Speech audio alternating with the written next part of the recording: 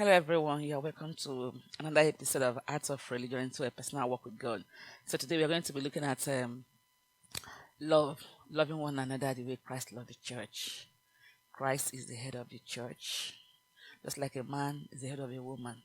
So we are going to look at in what ways does God want us to love each other. So I started saying that scientifically speaking, love is a force of nature. It's a powerful and neurological condition that influences a positive attitude towards another. The condition of love, the state of love, will cause you to react to another person positively. The influence of love will not be negative to another person. So is I said love is a complex emotions, behaviors associated with strong feelings of affection, protectiveness. You feel like protecting the person. You are positively disposed to the person. There will be warmth and respect for one another. So when you're around somebody and you're not feeling all these things I mentioned, you don't love the person. If you love somebody, you want to speak evil of the person. You want to protect. You want to show kindness. You are happy with the person. But if you're with somebody, you're angry, you're this and all the other kind of emotions that are negative, you don't love the person. So it's actually difficult as a form of definition. How do I define love? So, but we're just going to use a simple definition. So I said that definition of emotions evoked by this force called love makes the person who is loving to be pleasantly disposed to please and not to hurt the other person. So what am I saying? The person, like I said earlier, will be pleasantly disposed to the person he's loving. Love influence will not cause you to hurt or to wound or to inflict wound. No. Love will not allow you to do that. That's why around us we want to give things to those we love. Love will always make you to be nice, to be good, to please, ready to please the person. That's why we see us giving gifts. That's the way we give gifts to our children. If you go out several times, you come back, your child will expect you to give him or her something. So you are ready to buy something, even when you don't have enough money. You feel like, let me just get this for my child. The love you have for him or her is causing you to give, to please. You want to see the smile on the child's face. You want to see the child laugh. You want to see the child happy. That's how it is when you love somebody. Those are the feelings that is associated with loving. So God loves us, and this is exemplified. God loves us, and this is exemplified because He gave us His best gift. Just like I just explained to us now that you want to see the smile on your child's face. That's why you go out. The money is little. You just spend a little to buy something for the child. So because you want to see him or her happy. So God did the same thing for us. God, to ensure that we are good, God gave His best gift. And God's best gift is His Son, Jesus Christ. God's best gift to mankind is Jesus Christ. He is His only Son. Because of the love He has for us, God was willing to give up His best to demonstrate that He loves us. God have one Son, Jesus Christ. He didn't hold back. He didn't say, well, this is my only son. Let's give them something else. He knows that His only Son, His Son, that can pay the price of our life on our head, or the penalty of death on us. So God did not hold back. He was ready to sacrifice. He watched. He allowed His Son to die because of us. He didn't hold back. God was willing to give up His best to demonstrate to us. That's the demonstration of love God has for us. We can read this account in the scripture by reading 1 John 4 verse 9 to 10. And I read it. This is how God showed His love among us. He sent His one and only Son into the world that we might live through Him. This is love, not that we loved God, but that He loved us and sent His Son as an atoning sacrifice for our sins. This verse we read shows the sacrifice God has to make because of us. John 3:16 said, for God so loved the world that He gave. For God so loved the world that He gave the only begotten Son. God did not think of the comfort of His Son alone. He didn't think of the inconvenience. He didn't think of the pain. He was willing to allow Him to go through those sufferings and pain and painful death to redeem us. That's love in action. This means love must be demonstrated through sacrifice, through giving, through tolerance, forgiveness, understanding, to mention a few. Love must be demonstrated. It's easy to say you love somebody and there's no display, nothing to show. God showed His own through the sacrifice, through giving, tolerating. Another way God showed that He loves us is tolerating us. When we sin, we don't die immediately. He waits. He forgives. God is willing, never willing to forgive us. Imagine every time you sin, something happened to you. But God is a, do you know sometimes you get tired of saying, God, forgive me. I did this one yesterday, forgive me. You get tired of saying, but the person you're asking forgive me is not tired of forgiving you. So this is a demonstration of love. God tolerates, endures, forgives, and gives us understanding. This is just a few attributes of love. So this is the kind of love God demonstrated to us. So the reason why God demonstrated this kind of love is because He expects us to do the same. Now, if you love your family, your wife, your kids, your relations, brother and sister, tolerate them, forgive them, live this way. That's why the topic is loving the way Christ. We are taught to love the way Christ loved the church. So also, these things God do for you. God tolerates you in your sin. God forgive you in your sin. God give you an understanding. God give you things when you pray.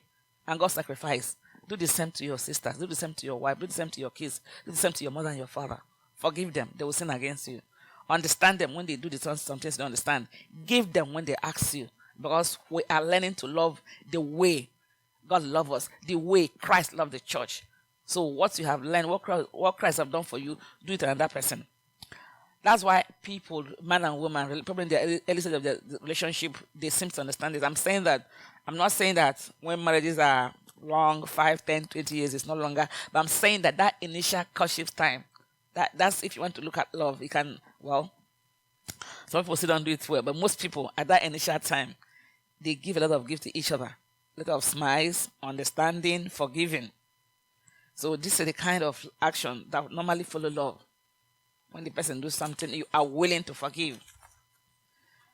I believe this can make it easier for us to understand why God wants to give us things to show His love for mankind.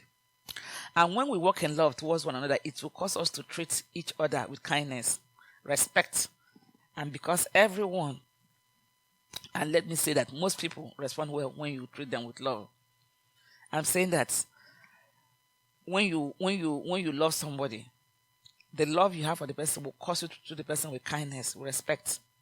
And most people, except there's really something wrong with the person, most people, when you treat them with kindness, they respond. When you treat them with respect, they respond positively too. Most time, when you respect somebody and show the person kindness, the person will not come back with a counter or with a negative emotion or reaction. He will also be kind to you. He will also speak to you respectfully most times. I know there could be some exceptions.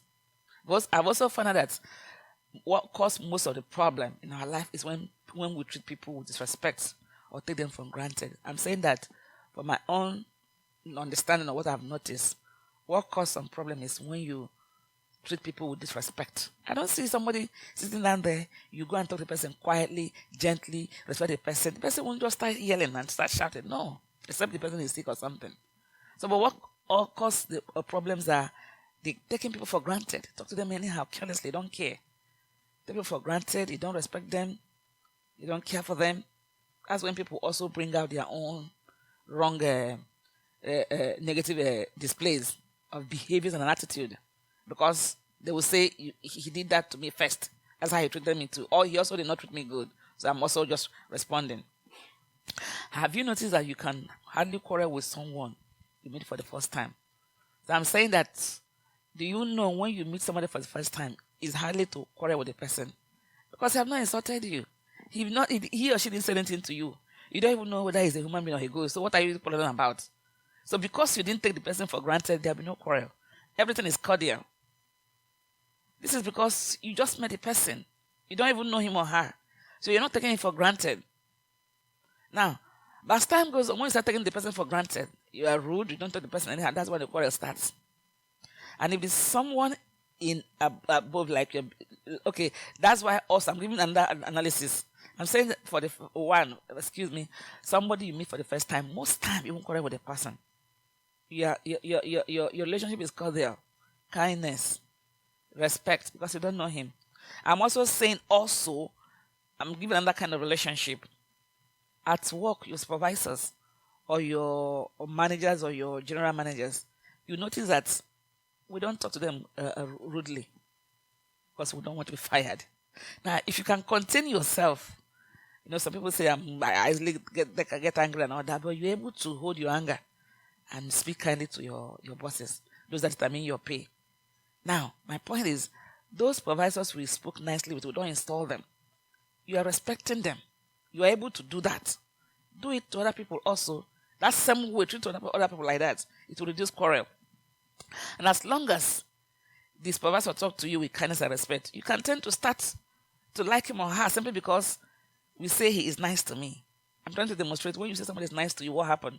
Both of you are cordial to each other. There's no disrespect. There's no rudeness. How are you? How are you? Good morning. Good morning. You keep, by the time you keep like that for a long time, you will come back and say, oh, this supervisor is nice. I like him. There's nothing like that just because both of you are being nice to each other. There's no disrespect. So I'm trying to say that if you do the same thing to other people, the frictions will reduce. The quarrel and the frictions, it will reduce. So just being nice can make us to be favorably disposed towards another person. Now, God is asking us to take it a little further. God is not asking us just to be nice to somebody. No. God is asking us to be take it a little further by loving the person, not just being nice. After being nice, God is saying, take it a little further. Genuinely care for the person. Care for the person, genuinely. God is asking us to do this. So as Christians, God expects us to replace that mutual respect. That's why I start giving us, somebody meet for the first time, you respect the person. God is asking us to replace that mutual respect and love. Replace it with love. Genuinely love the person. Decide to love the person. Act lovingly towards the person. That's what God asks us to do. When you love somebody, you won't gossip with the person's name. When you love somebody, they won't ask you about this person and you run the person down. No, that's not a sign of love. That's if you hate the person. If somebody asks you, how is this person? If you love the person, you won't just say all negative things. Even if you know what to say, you look for another way to say it. Love has far more reaching reward than just respect. Let's read some attributes of love in 1 Corinthians chapter 13, verse 4 to 7. I'm reading. This is my Bible. I read them out here for ease of reference. So, 1 Corinthians 13, verse 4 to 7. The Bible said, love is patient. Love is kind. Love does not envy. It does not boast. It is not pride. It's not proud. It's not prideful. It's not proud. It does not dishonor. It does not dishonor others. It does not dishonor others, excuse me, like I said earlier. It is not self-seeking. It is not easily angered. It keeps no record of wrongs. One of the things we do a lot is remembering what somebody did for us 10 years ago, 20 years ago, 15 years ago, 5 years ago. The Bible is saying that love keeps no record. It doesn't record the wrong. 2 hours ago, 1 hour ago, 8 days ago, you did this to me. Forget, forgive. God does say, imagine God records all the foolishness with his bit. Write them down, record by record. We won't be able to do anything. He can't do anything for us. So the same way God forgive you, forgive people. Don't keep record of wrong. Don't write them down. Don't record evil somebody do against you. Forgive the person and forget the errors. Love does not delight in evil, but rejoices with the truth. When something wrong happens to another person, you don't have to smile, even if you don't really like the person. Love does not delight in evil. So when something happens to another person, show concern. Because love does not delight in evil. Doesn't rejoice with the evil that happened to another person. Love always protects. Love always trusts, always hopes, and always perseveres. Perseverance. Love endures. Love waits. Love understands that this person is not yet able to do this. Let me give him a little more time. You're not going to snap. You shout. You're tired. Persevere, endure. Your wife can't cook or can't do something. Don't go and do something. Tell it all over the place. Endure with her. She will learn. She will learn. Your sister can't do this. Don't use it to despise her. Give her time. She will learn. That's perseverance. Give her time. She will learn it. These wonderful attributes of love made God to ask us to walk in love. God knows that love have so many good attributes, and that we fulfill those attributes, we are not going to live in strife. God doesn't like strife. God doesn't like fighting, quarreling, bickering. The Spirit of God does not dwell where there is strife. Anywhere you see people backing at each other, shouting, I'm certain of one thing, the Spirit of God cannot be there. It's not there. So because of these attributes of love, that is patience, that we just read about now, that trusts, that hopes, that perseveres, endures, that forgives, that's why God is talking about love, love, love. We should love. God knows that if all of us walk in love, the world will be a good place, be a better place. There's too many quarreling in the house of God. There's too many quarreling among siblings. There's too many quarreling among husband and wife. There's too many quarreling. Lack of love. If we practice love the way God wants us to, the world will be a better place. A wife will endure when the husband is not bringing enough money or is not doing what you want him to do. Endure. Wait. Give him chance. Don't yell. Don't deny him of his meal. Don't cause trouble. Endure. Don't insult him. Don't talk to him rudely. Endure. That's what Christ wants us to do. And when you treat him kindly, irrespective of the fact that he didn't do what you want him to do, he's a human being. He will turn around and apologize. I'm sorry. I know you expect me to bring so money on this. It's not ready. I'm sorry. He'll turn around and apologize. No need to work in anger. No need to work in frustration. Give him time. These wonderful attributes of love may God ask us to walk in love. If we can practice these qualities of love, it will be almost impossible to hurt one another. Because when we walk in bitterness against each other, it closes our heavens. When you walk in bitterness, you are a wife. Your husband offends you. You shut down against him. You don't talk to him. You're not happy. You just close down your heaven. When you shut down on your husband, you also shut down your own heaven. And you go back to say you're going to pray, God will not answer you. God will say, why are you doing that? The sin your husband committed against you is even than the one you commit against me, God. Did I shut down your heaven? So when you refuse to forgive, you just close your heaven. God will not be happy with you, too. It's not easy to practice the above qualities of love, but because of its benefit, it is worth trying. I'm saying that these things we mention, be kind, be nice, be forgiving, persevere, give gifts, and all that. I'm saying that these things, and remember, when you are doing this thing, even if the person doesn't respond the way you expect, that's where sometimes the frustration comes in. But I'm saying even when those things are like that, endure. These many good qualities of love, when you do them, and because it is like, that's what God wants us to do, there's so much reward in them. Because, sometimes you want to do something. If you didn't see any other reason to do them, do it because God says so. I do that in my own life. There's something God will ask me to do. I look at it, the thing is not interesting. Oh, why will I talk to this person? Why will Lord? It's not interesting to me to do as a human being. But if I remember that if I don't do it, you're walking in disobedience. It's easy that it's different that you didn't understand. Oh, I didn't know God, this is what you expect me to do. But He have already told you, do this. Go back and be talking to this person. Don't ignore this person. Don't do it this way. Now, it's easy, you didn't know, but now you know. And because you know, how will you want to open your eyes and walk in disobedience? That's not right. But because you know there's so much benefit in obeying God, and sometimes in my own life, when I go back and do those things the way God wants me to do them, I'll see that what I was thinking is not how it is. There could be a misrepresentation. There could be a mistake. So maybe I was thinking that the person did this, maybe the person didn't do that. So it always pays to walk in love or to do what God asks you to do. Now, God is asking us to love. Love, if you didn't see another reason to love simply because God asks us to do so. Don't despise people. Don't treat people rudely. Force yourself. Some of these things you practically have to force yourself. Sometimes I say some things out to myself. Don't do this. God doesn't want you. I repeat it so that it will enter my subconscious. No, you can't be this. You can't be this way. You can't act this way. I talk to myself.